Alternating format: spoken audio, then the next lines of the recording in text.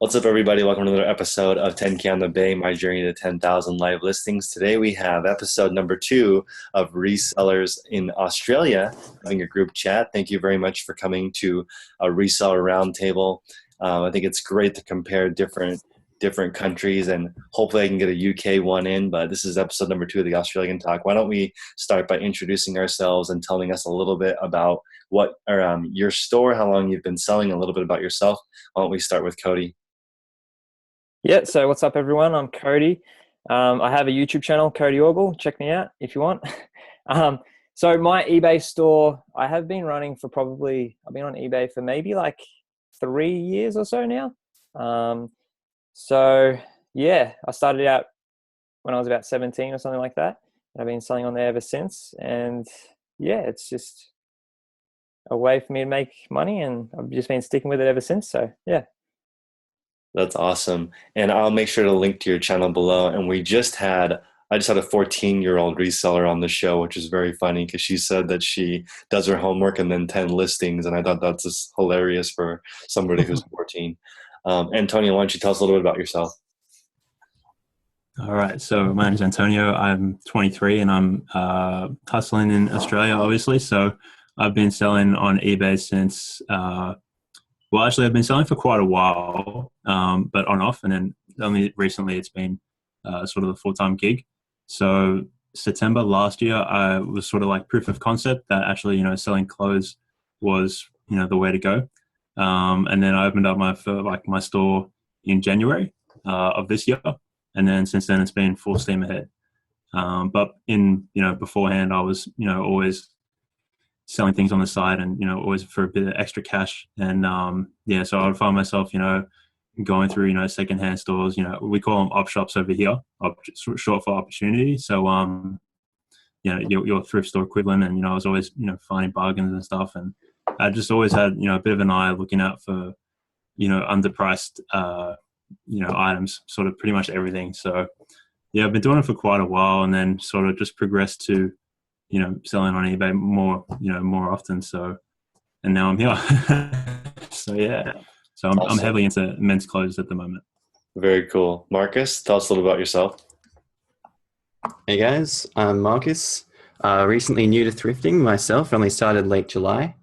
I've just watched everyone really here's content, was really into it actually at the start, and I found myself having no money to stumbling upon quite a lot, and I thought, how can I reinvest this? How can I kind of like work towards my future in just hustling, I guess, right now? Because I want to do acting actually as like a full-time career, but as an actor, you can't really have a job. So I wanted to build a side income, which was really like nice to do this through eBay. And I've watched a lot of people's content. I absorb a lot. I watched the 14-year-old that you had a live chat with. I thought that was really inspiring. And I invest heavily a lot in men's clothes right now, but my mom's helping me find out a lot about how to, like, the good women's brands in op shops and stuff. And I'm just taking the time to experiment like everyone else and just learn the market and how I can make my impact, I guess, in the hustle game. Yeah. That's very cool. Yeah, I think it's important to realize that eBay is a tremendous side income. For most of the people in my mastermind group, the people who, it's surprising, the people who make 6 figures net on eBay generally have a full-time job, and they're able to leave the money in it, and it just sort of rolls over and rolls over. And also when you, if you do it part-time, you automatically focus on high profit items because you have such little time. When you do it full-time, you can now accept smaller item profit items. Sometimes that can be a trap, which is interesting. So today we're just going to share some tips that have been working. And I guess I will start just to give you guys an idea of what a tip would look like. So my goal is to actually list 200 items a day, 5 days a week. And so I have been trying to do batches of 100. And today I started with it, and it's fantastic. It's great because there's so many problems that come up when you're trying to do a batch that large. And it was great today exposing it. And my process is drafting, then photographs, and then I connect the photographs into the listing. And it's been awesome for me. I'm really enjoying it. And so that's one thing that I'm working on that's been, if anything, it's just been exposing my issues, because when I'm looking through that many photos, I start to notice alignment, color, lighting, color balance, and stuff like that. When before I wasn't noticing it as much because I was doing smaller batches. So that's been pretty useful for me just to see what it looks like to do 100 drafts in a row. So why don't we go reverse order? Marcus, why don't you give us an idea of something that's worked for you recently? Definitely. Yeah. Well, obviously after watching your videos, like talking heavily about promoted listings, it's been the biggest one for me. Like learning about the which percentages actually work. I've been doing trending, but you've just recently said the 5% doesn't really matter if you go higher or lower than that. But it's the promoted listings have given me a lot more impressions and a lot more sales than they would have been organically selling themselves. So that's my tip.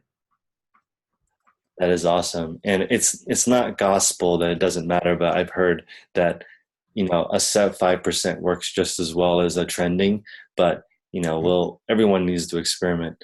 Why don't we go with Antonio next? All right. So I've been experimenting with a bit of wholesale lots. So I get a whole bag of 25 kilos. And what I've noticed is my process has changed from the way between the first bag that I got and the most recent bag that I've got.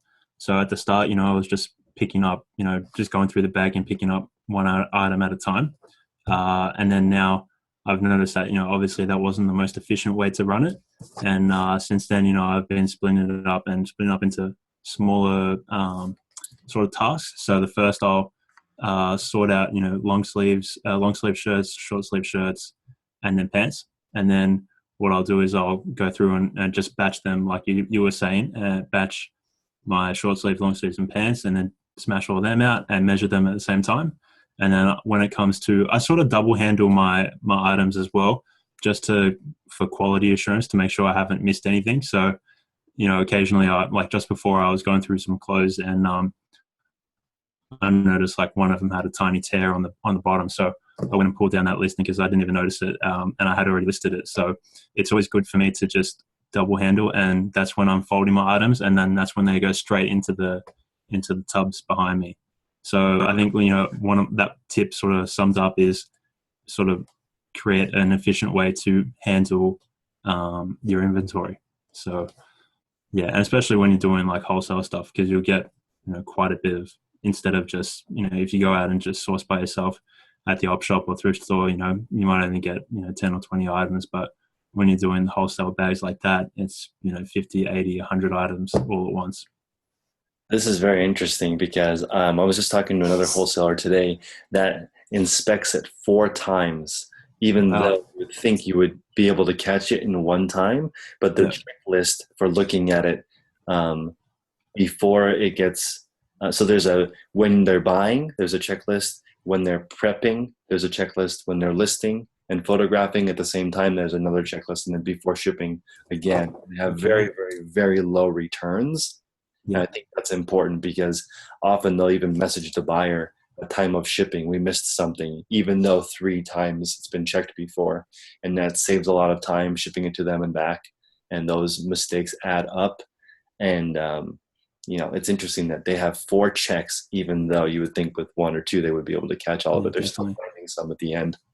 Yeah, but you'd assume that they'd have 4 different people checking over it? Yes. If they're that big, definitely. Mm-hmm. Cody, thoughts? So I guess maybe for me, because I've been doing it for a few years now, I get sometimes I was getting a bit complacent in like the knowledge that I knew, like the items that I was looking for and stuff.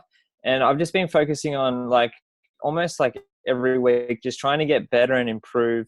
So I really think it's important to sort of just stay on top, like because obviously there's competition out there, and you want to sort of learn the newest trending items and stuff. Like there's more there's growing fashions here and there and stuff. So you want to sort of stay on top of it by researching the market. So whether that's like looking up eBay solds and seeing what's recently sold and stuff, I just think staying on top of that is super important. And I guess also like staying up to date if like stores are closing down or something like that, or if they're like there's items that are being discontinued and stuff. You want to sort of stockpile for that. So I guess, yeah, just doing the market research. This is very interesting. This morning on that same point, there's a gentleman in one of my calls that told me he's looking for a 24-hour turnaround in 50% of his store.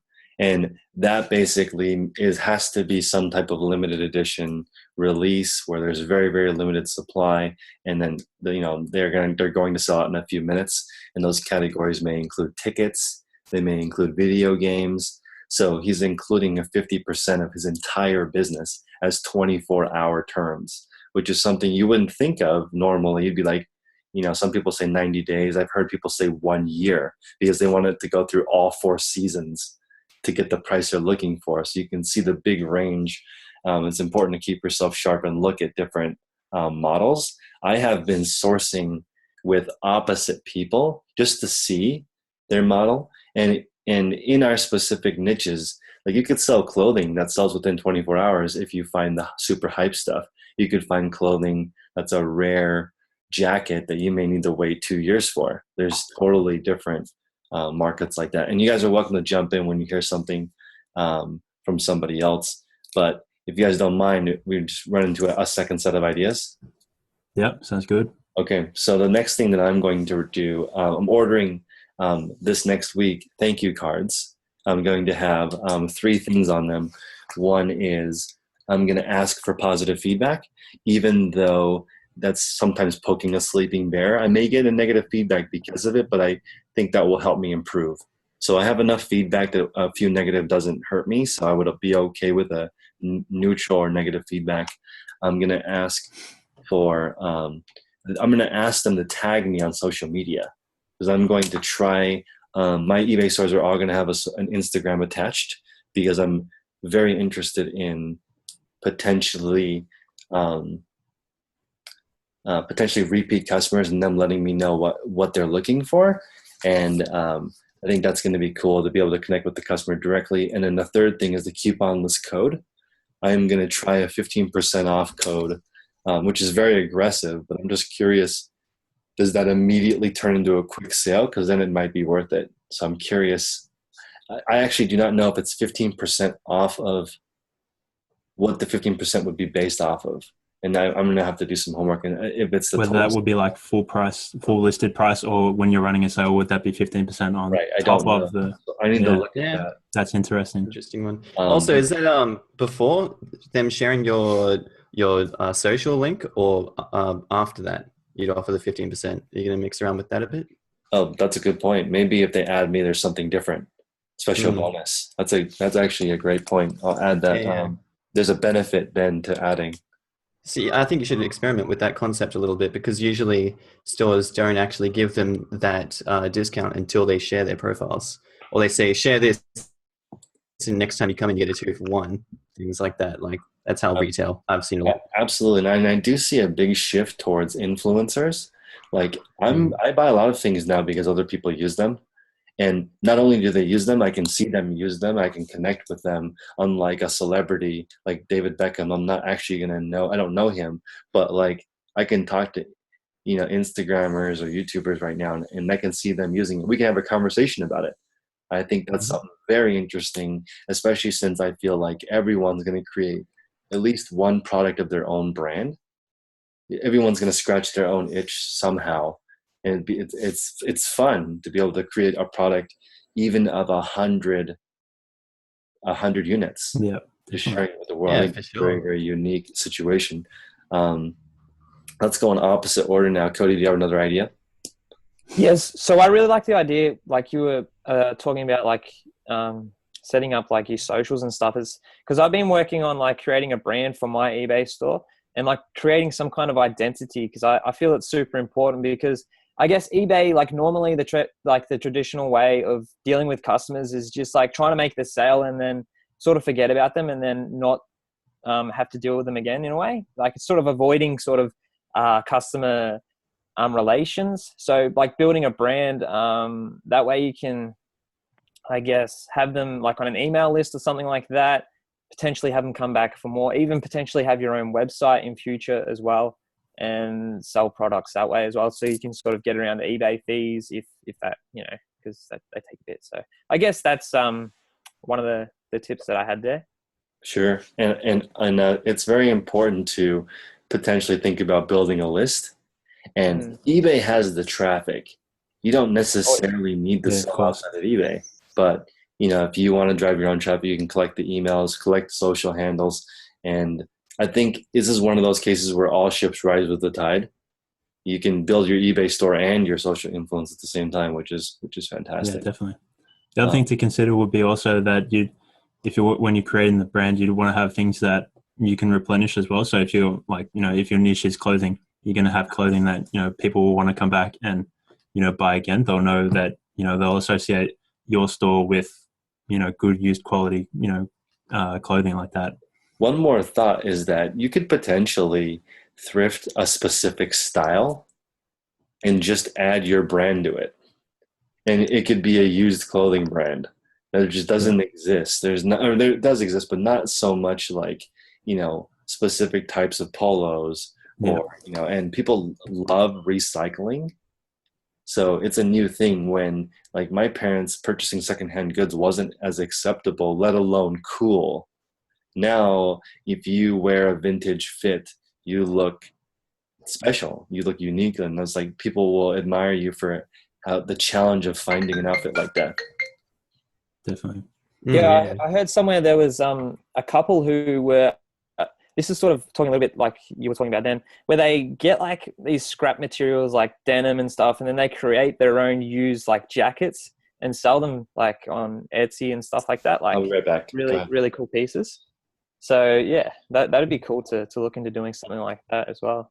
Yeah, that'd actually be really cool, man, because I've got a lot of stuff that from the wholesale bags that isn't suitable for resale. So that'd be actually a good idea. So I could probably, recycle some of the stuff that I've been getting and haven't sold, and maybe that's another way that I can move forward with that, non-selling products, turn it into something that will sell. Yeah, turn the trash into treasure in a sense in that way. Yeah, exactly. Yeah. It'd be nice if you can kind of make your own use out of those clothes. Kind of like how Macklemore, in a sense, he revitalized op shopping and everything for us with his songs. You kind of use an inspiration from that. I'm not too sure though how you'd create something, because I've always thought like pet wares. People always buy stuff for their pets, and with the increase of apartments in cities, like it's always a nice niche to go into. People always creating like jackets for dogs. They sell for like $30-$40 each. Yeah, I've heard of all that stuff. Turn into vintage jackets for dogs. Who knows? Yeah, that'd be pretty funny. Yeah, pretty sweet. Look at this Macklemore jacket, guys. But awesome. The cat trend as well. That was on like the news the other night, last week, I think, on the Sunday night show, and then they were talking about how the cat videos craze has just taken over. So there's a lot of people like just making like socks for like cat socks and all this other stuff, and they're making a heap of money. Think of the merch possibilities. Yeah. Sorry about that. Welcome back. Yeah. Did we move on to the next person? Yeah. That's me. So this is just like advice we're giving, right? Isn't it? Like a second piece of advice. Yeah. I just like the first point you brought up before about the cards. I've seen in so many videos always saying that they just slap a little thank you on there and just say, we'd appreciate it if you give it feedback, because that makes it more personal. I feel like what you're working on there is the law of averages, and I've looked deeply into that, and it's like you push something long enough, those averages, as in sales, they're going to eventually get you to that little niche that you go into. Say it's a 1 in 6, you push it 1,000 times, you're getting 300 there, isn't it, or something like that? I'm not too sure. I do think that's a really good idea with the cards. I've always been on and off about implementing it myself, but I might start doing that too. I'll jump in over here if that's all right. I actually used the thank you notes as well. So I've just got on there, I think I'll shout out Steve Rakin because he had a video about it, and I just had a look, and he gets these little pre-made stickers that just say thank you for your eBay purchase. Our goal is to earn 5-star feedback, and if there's any problems, just send us an email or through eBay. And I haven't had any negative feedback at all. So, obviously, I like I was saying before, I don't always get feedback, but all the feedback that I've gotten has been positive. So I think they're pretty good. And I was also thinking of like, you could even like have a two-way card. So like on one side you could say thank you for your purchase, and then the other side you could have that code for the 15% off, or however you were going to structure that, the redemption code. So you could make the most of it, put it on both sides. One more thought on, or go ahead, Cody. Sorry, I was just going to quickly say, like, if you're like a smaller seller or something like that, you could also say like, we're like, you know, just a small little store, like just to establish that you're human beings and humans relate to humans. Because most times when people are like buying on eBay, maybe they're thinking they're getting it from like a big corporation or something like that. So just good to establish that as well, I think. For sure. And there are two companies that I can think of, swap.com and Linda's Stuff. And both those companies solicit stuff from their buyers. Like, please send us your stuff so that we can sell it and give you a commission. So next time we can pay you instead of you paying us. And it's an interesting concept with that. And then also there's the case study on CD Baby, the company that had an extremely personalized, your CD was, you know, on a hand-picked from whatever, and, you know, carefully bubble wrapped, and we love you, you know, like a very, very personal type of thing, which made them stand out and made people talk about them. So now you live in this world where you could potentially buy all your clothing from some person in a different country is buying your clothing. And then you're going to be the most interesting person at the party if that's actually your story, instead of just buying it off the rack at a department store. Yeah, So definitely. I think it's pretty cool. Especially our generation, the story is so important. You know, people want to know if it's sustainably grown, if it's sustainably made, you know, were animals harmed, were animal products used, you know, what are the conditions? All that stuff is important now. In California, like we can't even, you can't sell eggs from certain conditions of chicken. So, I mean, there's where it's very specific. Yeah. I had no idea about that. That's so specific. Yeah. And then in the UK, they don't refrigerate eggs because they don't have to wash off there's a protective mucus on eggs that's washed off in the States, so they have to be refrigerated. But in the UK, they don't have to be refrigerated. So there's just, you know, it's a global market.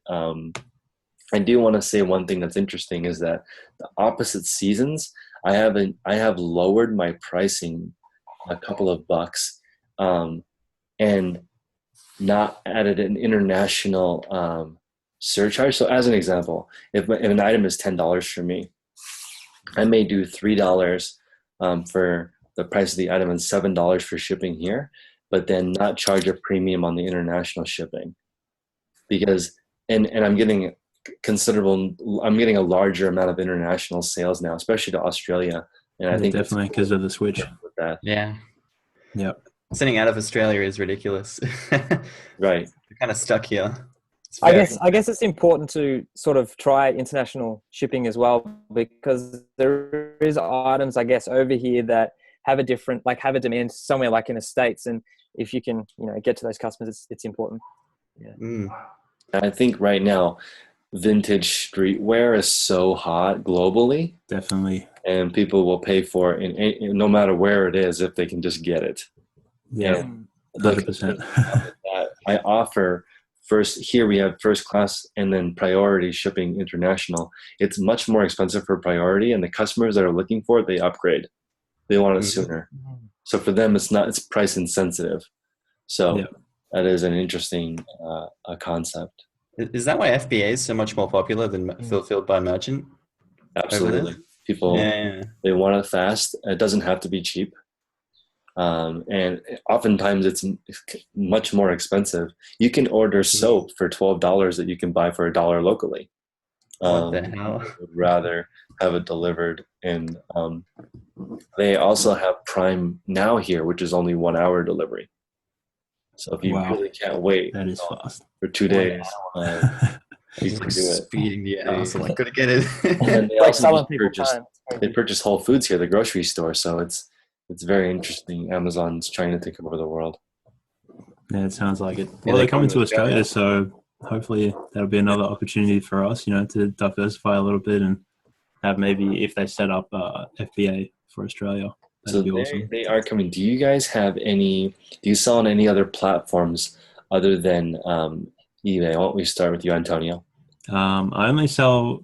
I sell on Gumtree, so that's like the Australian version of It's Craigslist. owned by eBay, but still, yeah. Yeah, yeah. I noticed that sometimes when I'm browsing, and I'll notice that my listing pops up from eBay in the advertisements, which is pretty cool. So I guess you're sort of, even reaching some other people outside of eBay. But I mainly sell on eBay. Marcus? Yeah, I was actually experimenting with Gumtree. Then I started getting a lot of phone calls from people about items just at random times in the day, and I was like, oh, okay, I don't know if I can deal with this. eBay is not the same.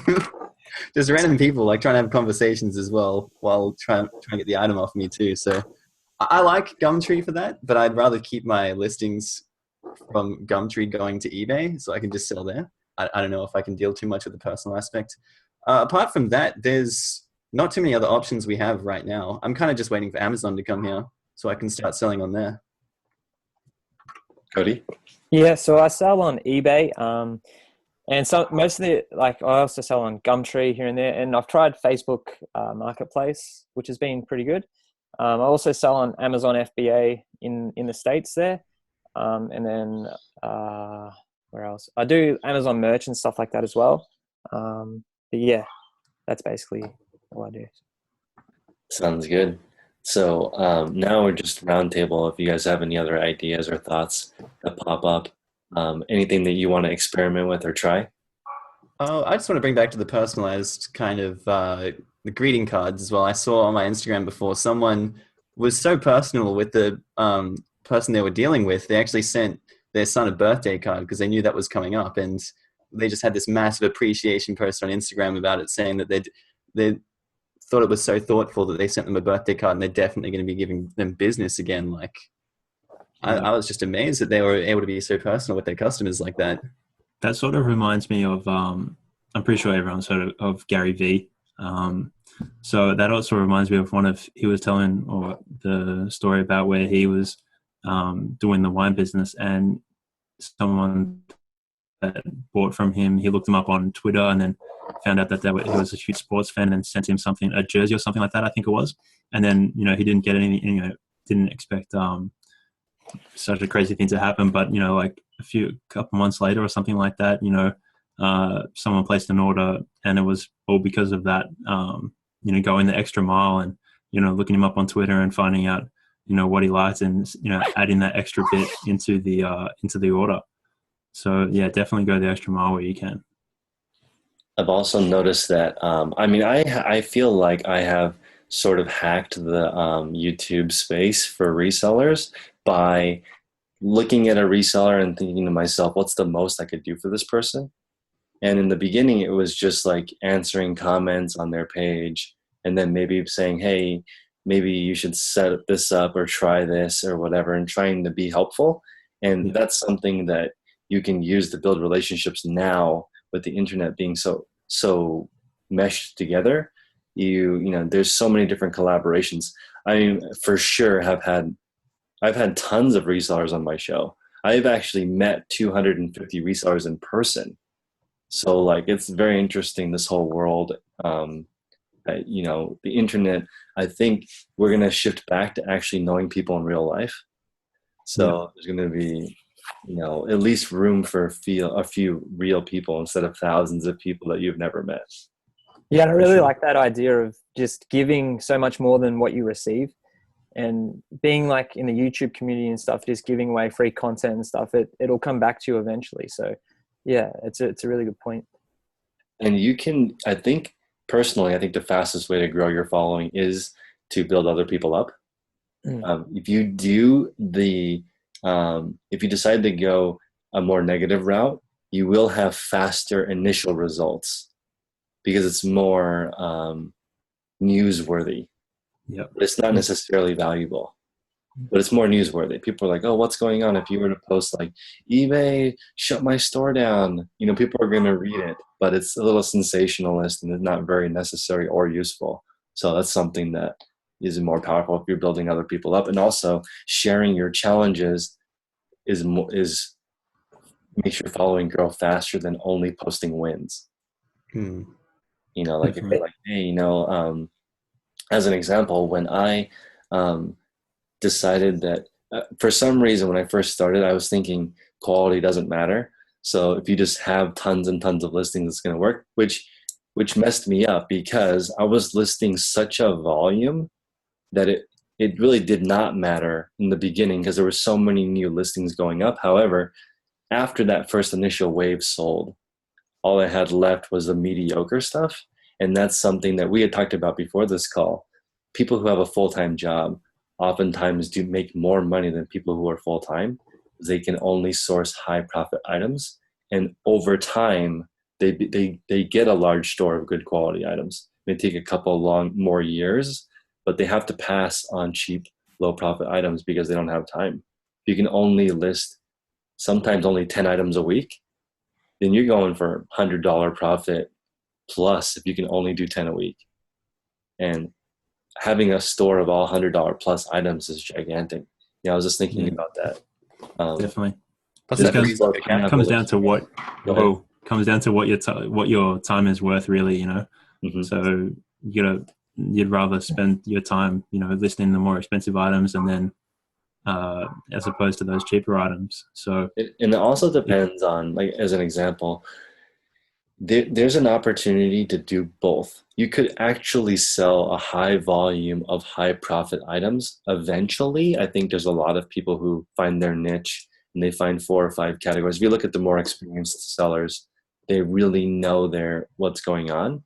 And you can see, like, as an example, Craigslist Hunter he does electronics, but not all electronics. He'll do some vintage stuff, but not all vintage stuff. He's learned to navigate, pick different niches within niches. And I think that's important. If you stay in one area, you can start to gain little tricks, and he'll know, okay, this one I'm going to part out instead of selling complete. yeah, And that just definitely. comes from experience. Yeah, exactly. You just got to put in the time and do your research and everything, and then you'll just double down on your strengths. That's it, pretty much. That's sort of like I'm starting to come into something like that now, just within the men's clothing. You know, I'm still keeping up the wholesale stuff, but I'm also trying to get into some newer tag items and of those particular brands that sell really well for me. So I'm trying to navigate into that and just, you know, head down towards that path because you can, you know, list way more items with newer tags and they're so much easier to list. You know, I just experimented now with, you know, 10 newer tag items and it only took me like, you know, 5 or 10 minutes to, you know, take photos because there's no flaws or anything. And you can just, you know, take 5 or 6 photos per item and just bang straight up. And you can have quantity listings as well. So that's where you'll dominate, I reckon.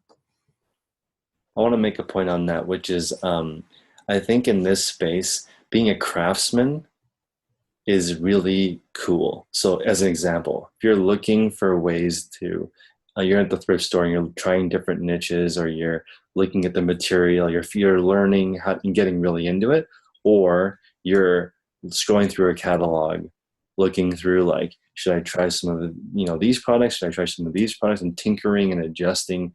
These people seem to be doing really well. People who are in the trenches, digging, looking, they're naturally curious. And even if they have a large store, it's the same as day one. They're just as curious looking. You know, there's not really, the people who have a business that's passive income, they are not passive. But they're the ones who actually have a business that kind of operates on their own because they've been doing so much. So it's interesting. If you want a passive income, it comes from being very active. It's not really like you can't buy a system that fits in. This doesn't work that way. Yeah, you still got to do the work. Exactly. Yeah. And it's almost like work up front. Exactly. That's why, yeah, you beat me to it. I was going to say, you have to put the work up front. And then, you know, once you develop your processes and you know how to handle each item, you can sort of progress to having someone do it for you, you know, and it will still run smoothly. Mm-hmm. And they transfer. Like I'm a fan of multiple streams of income, but not at once. So once you do one, you go on to the next one. It's related. You know, learning about YouTube was the most I've learned about titles. learned more about titles from YouTube than I did from eBay, and then I just moved the information over. And I was like, I was looking at that because there's, the search algorithm is the same. People are looking on, if you're on YouTube, most of your traffic comes from people organically looking for something. And on eBay, it's important. When I was first starting, there were clothing listings where I didn't put the word shirt in the title. Like I just omitted the most important shirt and the word. So like you definitely got to look in there and find out that one more hack I want to say is that when you're using the sell similar function, if you change the category after you do the title, so you rewrite the title, then you change the category, or you refresh the category, it will suggest item specifics. So as an example, the term for a dress shirt in the eBay item specific is button down. Yeah. But some people call it button up, and some people call it button front. Yeah. But so in I use the drop-down menu, it's button down. So you could if you put button down in the title, it will auto suggest, do you want to fill out the item specific for that? So you could potentially write a title and not fill in any item specifics if it picks it all up properly. And that was a huge hack for me because I was trying to figure out, like collared, for example. I never put collared really, but that's a word that people search.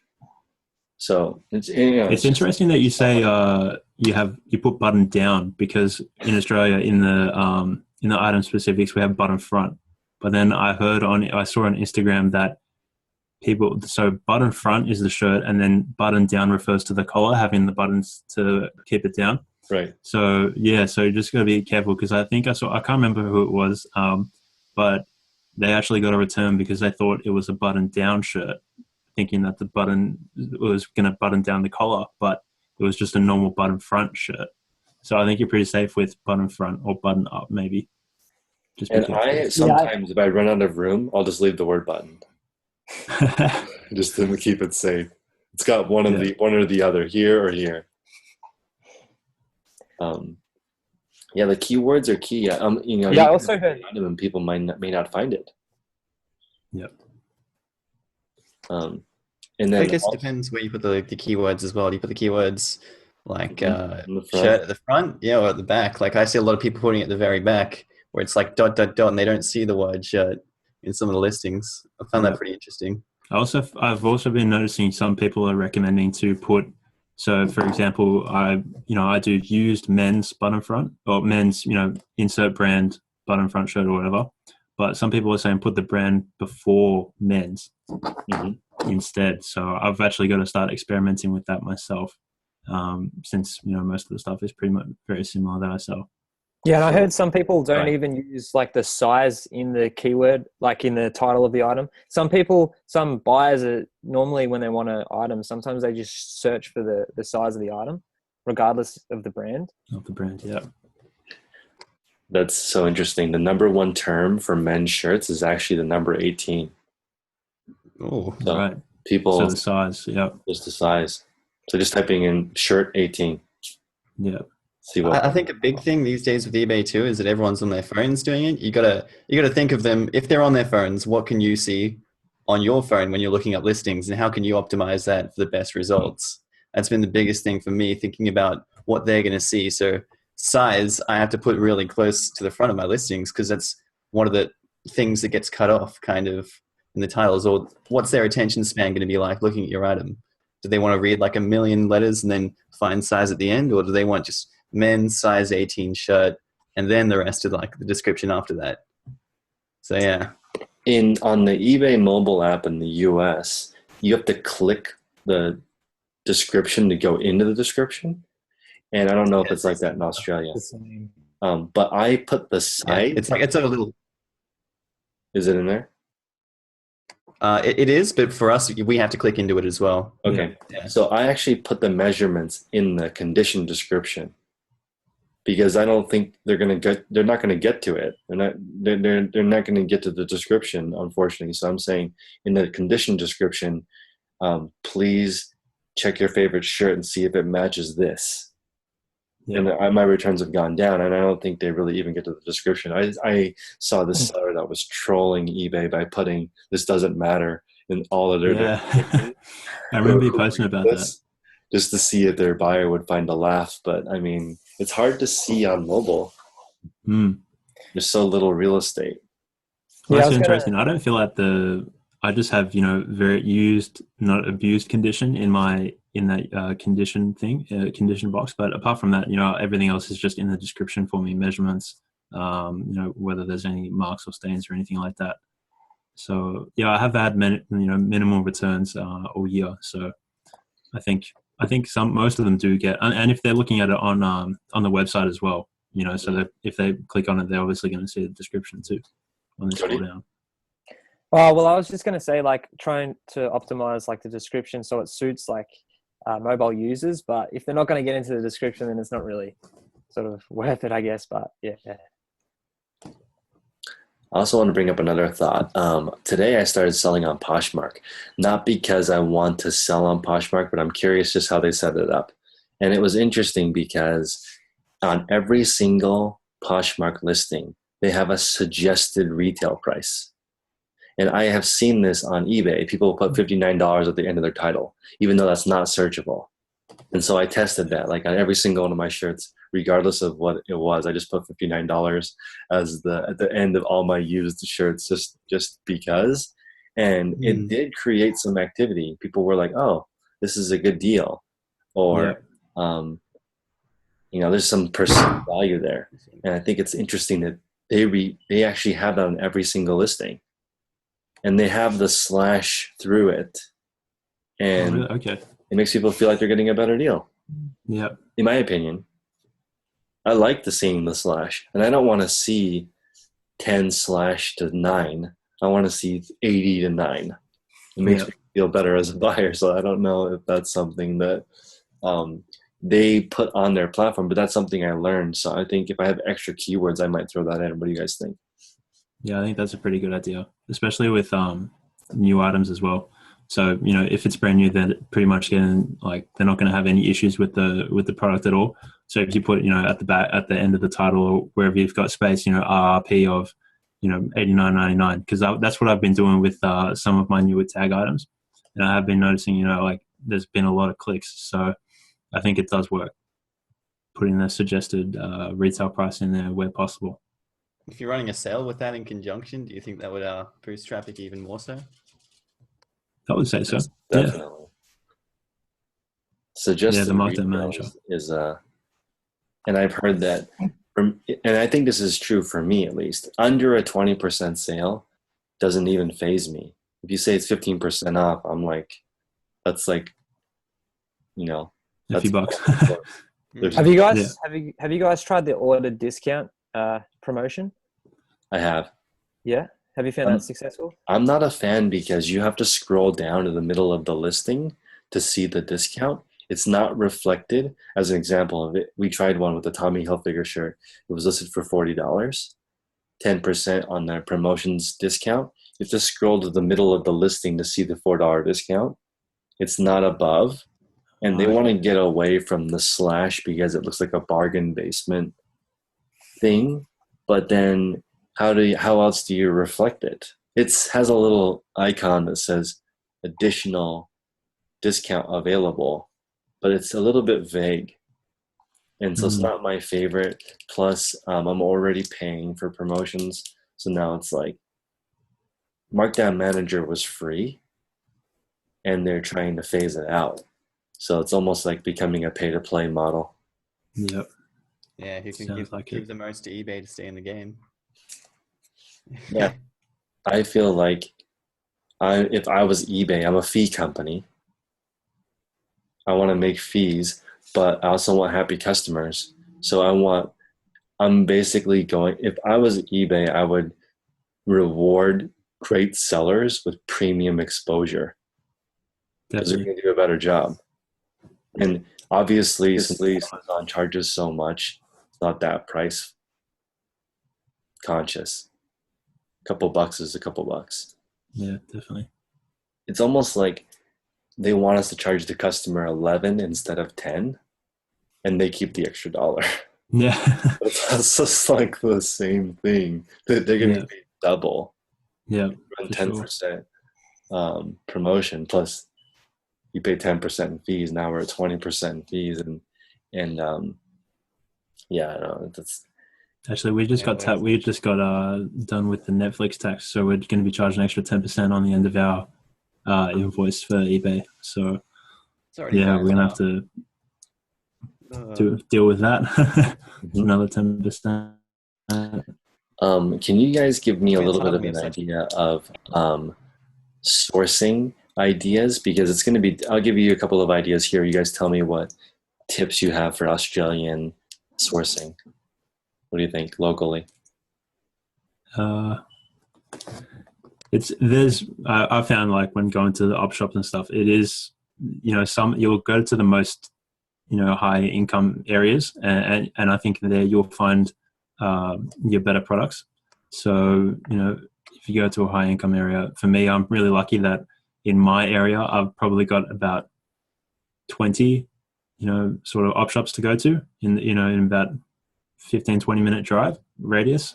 And I've noticed, like I can go there pretty much, there's one honey hole for me and I just go there anytime and they've always got stuff. So like the other day I went in and the first shirt that I pulled off the rack was a Ralph Lauren. So that, already paid for that pays for like an hour's worth of work pretty much, so it's crazy like that. And the other thing is like there's a lot of like brands that the op shops will just price up, and then you'll have to like find where they don't know their brands. The people sorting them in the back don't know, and then those things will fall through the cracks.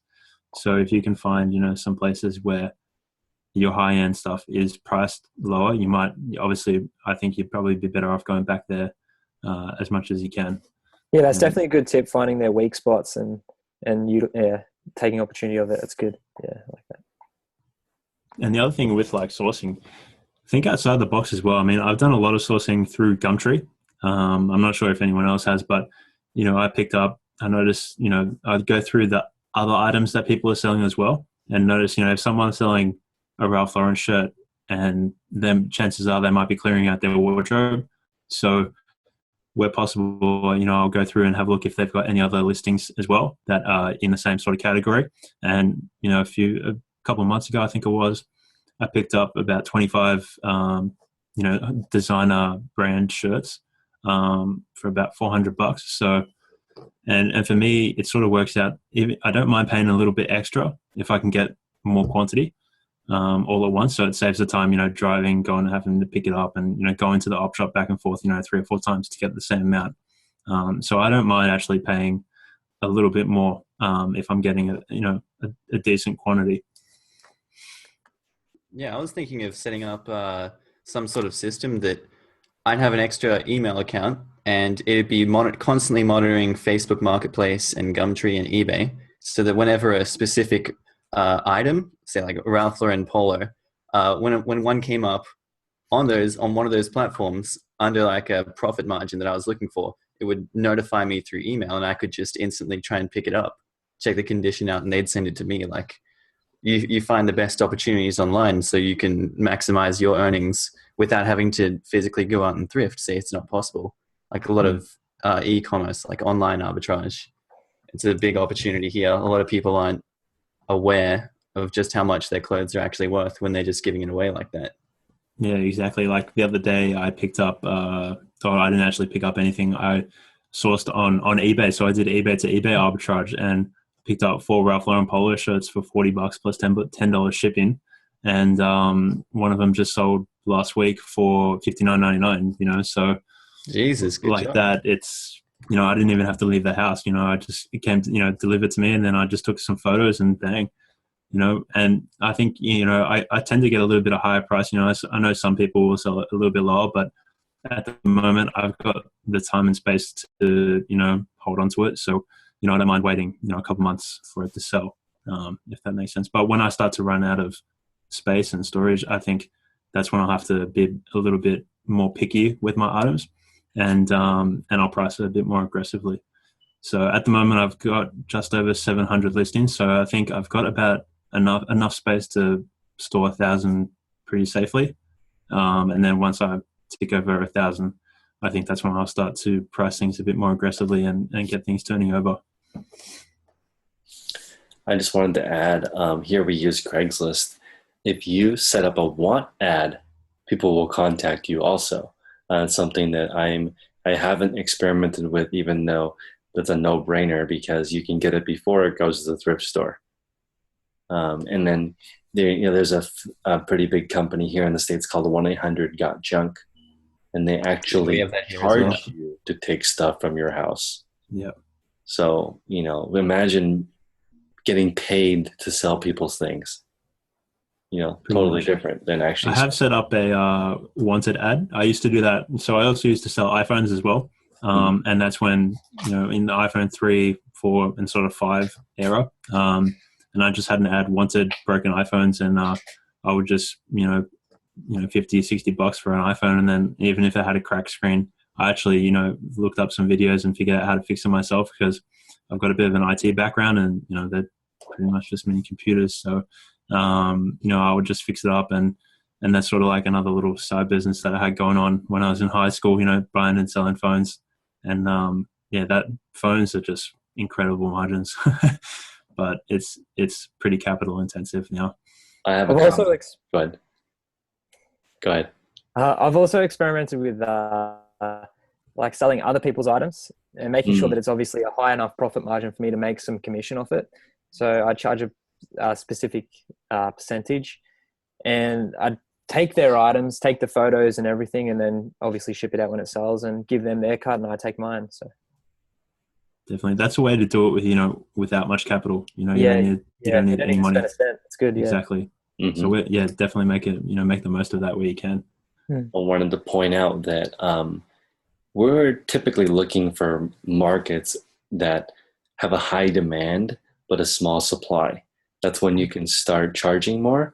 And that being said, right now, when the new iPhone comes out, there's actually both markets. You have a flood of the old iPhone. So the prices on the 6 and 7 will drop dramatically during that time. So if you were going to resell 6s and 7s, it would be a good time to buy them. Now would be the time, pretty much. Now would be the time to buy them. And then the 10 and the whatever, you can expect literally to sell it within 24 hours, priced correctly. If you can get your hands on one, it will sell the same day. Whereas the longer play would be to scoop up all the 6s and 7s for pennies on the dollar. Some people even dispose of them, like for free. Yeah, it's crazy. Oh yeah, I've seen that. It'd be interesting hitting the thrifts. Yeah, and that's the bottom. That's both markets at the same time.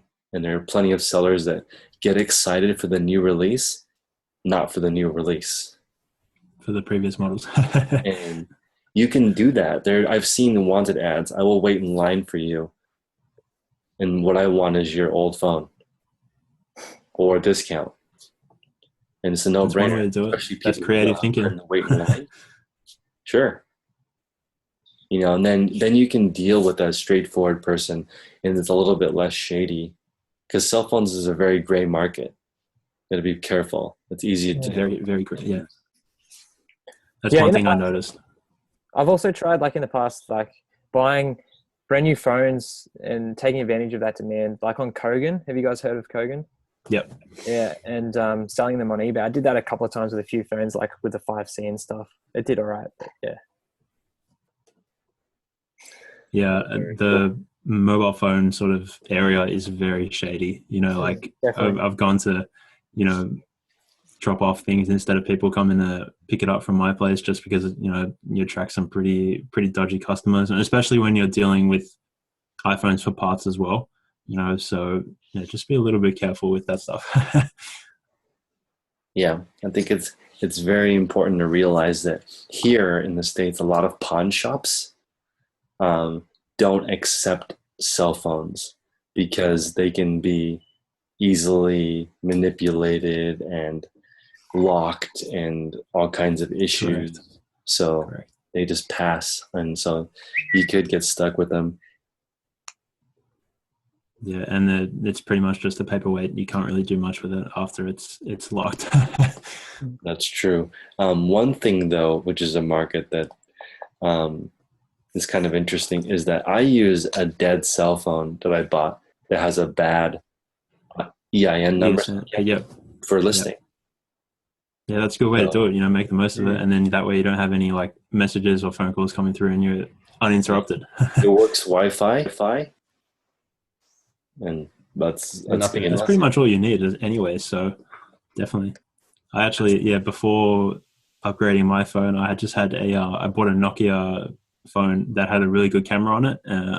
Picked it up for like 180, and I was just using that temporarily while I was waiting for my new phone. And yeah, that worked really well because you don't have those interruptions when you're working, because it didn't have a SIM card or anything. So it was just the phone, and I was mainly using it for the camera. Okay, so now we're at the end of the call, and I want to end with one tip specifically for Australian resellers. And I think this is interesting because my audience is proportionately smaller. It's like 10% of my audience is Australians, but then your population is 10% of the US, so it's sort of like the equivalent to it. So if I lived in Australia, I would sell heavy shoes because you have a different postal system. Like the bigger package goes up to 5 pounds, and in the States it's different. So like I think heavier shoes is a specific advantage, whereas the cheaper, lighter items is a disadvantage in Australia. So for me, if I was there, I'd become a shoe hunter. So I think that would be I would be placing ads and looking for ways to get, I would talk to cobblers and look for ways to get heavy shoes. Definitely. Why don't we start with Cody? Do you have an idea just for Australians? I guess maybe I'd say I guess I could have kind of talked about this a bit earlier, but it's like take advantage of like the different markets, like in different countries, because we're like in Australia we have access to items that are in huge demand in other countries. So I'd say like look out for maybe like, I don't know, for example, like specifically made items for a city, like say Melbourne, it has like key rings, I don't know, like as an example, like something that you can't buy somewhere else in the world. And then local advantage is key. How about you, Antonio? One tip I would give everyone is to get creative with sourcing, because there's so many other opportunities to, you don't just have to go to an op shop and source. Like I said, I've sourced on Gumtree, I've sourced on eBay, I've sourced on like the Facebook marketplace as well, and just take advantage of it, because there are still, if you are sort of, dialing in on your certain, in your niche, you'll know that, an item that is, even if you see it on eBay, it can still, even if you buy it and pay delivery on top, you can still flip it for a profit as well. So definitely take advantage of those, think outside the box when it comes to sourcing. Awesome. Marcus? For me, the biggest thing, because I'm still learning, the biggest thing is just don't ever think you're finished learning, or you think you know enough while you're doing it. I put myself like on as many channels and subscribe to as much as I can to absorb as much information. It might not even be in Australia. Like the Americans have like great systems figured out of like everything. Like even if I'm not particularly interested in the content producer, I'm going to listen to it anyway, because there's going to be nuggets of information given throughout what everyone has to say. They're going to let something out. And if you're not continually exposing yourself to new content, new ideas, you're not going to know where to go next with your store. You're going to stagnate because of that. And I never think I'm done learning. I'm like, I always want to know what's new. That's how I'm continually, I've only been doing this for 3 months, but I've completely changed my model like 3 or 4 times based off of just bits of information from people. I guess that's my advice. Such a great point. And Cody had mentioned that earlier, to not be complacent. I mean, I want to know what's going on in different countries. And I think that's very important to always be on top of it. Learning new things keeps you sharp, keeps you improving, especially since, I feel like we're coming upon a recession. So globally, I'm just thinking it's going to be prime time to know how to sell used goods. Since we're learning the skill, I just think it's so transferable. So now we're at the end of the call. Why don't we just tell people where we can find you? And then also, if there's any other Australian resellers that want to be on this call, let me know, and I'll add you to our chat on Instagram, and we'll go ahead and continue our conversation there. Antonio, where can people find you? So I'm just on Instagram at the moment. So my handle is Hustler Down Under. Okay, I'll put that That's in where the you can find description me. as well. Cody? Yeah, so you can find me mainly on YouTube. I've been doing daily vlogs for about 150 days or so. So you can check out my channel over there. I'm on Facebook, Instagram, and other stuff like that as well.